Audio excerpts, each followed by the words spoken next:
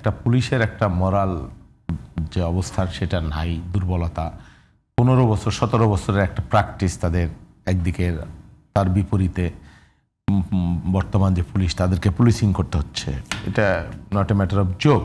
এটা আবার যে দিন যাবে এটার উন্নতি হবে সেই অবস্থাও যে একেবারে আশা করা বাতুলতা।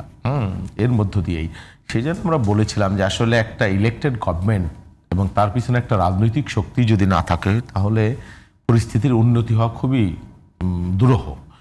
তো যেটা হচ্ছে আর কি এখন যেটা হচ্ছে যে পুলিশিং আছে যাই আছে, এর সাথে রাজনৈতিক শক্তি, গণতান্ত্রিক শক্তি যারা ফ্যাসিবাদ বিরোধী তারা যদি ঐক্যবদ্ধ থাকে যে আমরা নির্বাচন করব, তাহলে পুলিশের পক্ষে সম্ভব। না হলে পুলিশ যে অবস্থায় আছে তাদের পক্ষে একার পক্ষে সবকিছু করা সম্ভব এটা আমরা মনে করি না। এর পাশাপাশি সেনাবাহিনী যে ডিপ্লয় হয়েছে বা হচ্ছে, সেনাবাহিনী তো একটা গুরুত্বপূর্ণ পার্ট আমাদের দেশে।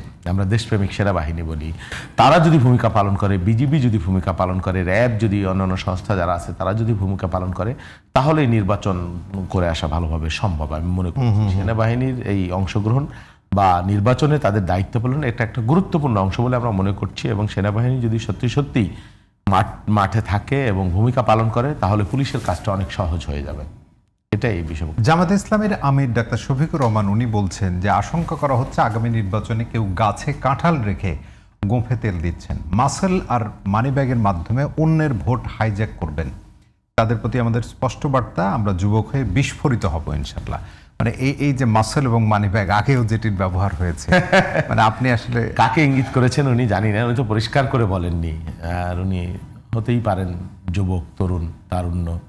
হ্যাঁ, তো এই মাসেল মানি মানে আক্ষরিক অর্থে যদি আমরা বলি তাহলে এটা বাংলাদেশের রাজনীতির নির্বাচনের পার্ট। একদিনে এটা উদাও হয়ে যাবে না।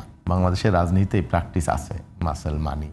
হ্যাঁ, এটাকে কিভাবে সংকুচিত করে নিয়ে আসা যায়, একদিনেই আপনি এটাকে একেবারে উধাও করে। এবং জুলাই অভ্যুত্থানের স্পিরিটটা কিন্তু এখান থেকে বেরোয় আসা। ভাই জুলাই অভ্যুত্থান যেটা আপনি বলছেন, আপনি জুলাই অভ্যুত্থানের কাছে যদি এক্সপেক্ট করেন যে বাংলাদেশে কোনো অন্যায় অনিয়ম হবে না, কোনো খুন হবে না, নির্বাচনে কোনো টাকার ব্যবহার হবে না, অবৈধ টাকার, একদিনে এটা আপনি আশা করতে পারবেন না। তো এটা জুলাইয়ের সুইচ দিলে এটা হয়ে যাবে না। এটা প্র্যাকটিসের মধ্য দিয়ে হবে, সময়ের মধ্য দিয়ে হবে। আপনি সেই ট্র্যাকে উঠেছেন। এই যে এতগুলো সংস্কার হলো, কেয়ারটেকার একটা গভর্নমেন্ট হলো চমৎকার, নির্দলীয় সরকার হচ্ছে, আমরা তো এর থেকে হারাই ফেলছিলাম এই বিষয়গুলা।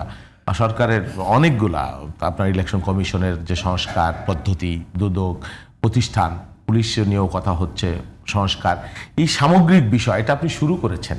আপনাকে এই পথ দিয়ে আরও অনেক পথে আপনাকে যেতে হবে, তারপরে হয়তো একটা অবস্থায় আসবে।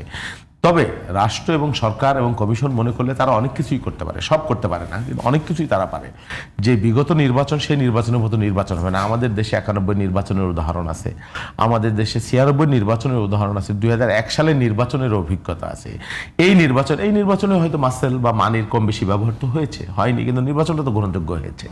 হ্যাঁ, আমরা ওই নির্বাচন স্ট্যান্ডার্ডের বা তার চাইতে একটু ভালো স্ট্যান্ডার্ডের আমরা নির্বাচন চাই। হ্যাঁ, এবং সেটা যে অসম্ভব তা না, অবশ্যই সেটা সম্ভব এবং এর মধ্যে ব্যত্যয় হবে, ভুল হবে, কিন্তু তার মধ্য দিয়েও যতটুকু সম্ভব আমরা আস্তে আস্তে আস্তে আস্তে আমরা পরিশুদ্ধ হব, পরিশীলিত হব, আমরা এগিয়ে যাব। একদিনেই একমাত্র জুলাই আপনাকে সমস্ত কিছুতে আপনার শৃঙ্খলা এনে দেবে না। আইন শৃঙ্খলা বলেন, নির্বাচন বলেন, সামাজিক অস্থিরতা বলেন বা যাই বলেন, এটা এনে দিতে পারবে না, এটা সম্ভব না, এটা প্র্যাকটিক্যাল, এটা বাস্তবতা। বাট সেই ট্র্যাকে বা সেই ট্রেনে আপনাকে উঠতে হবে, সেই ট্রেনে ওঠার জন্য আমাদের প্রচেষ্টাটা আছে আর কি।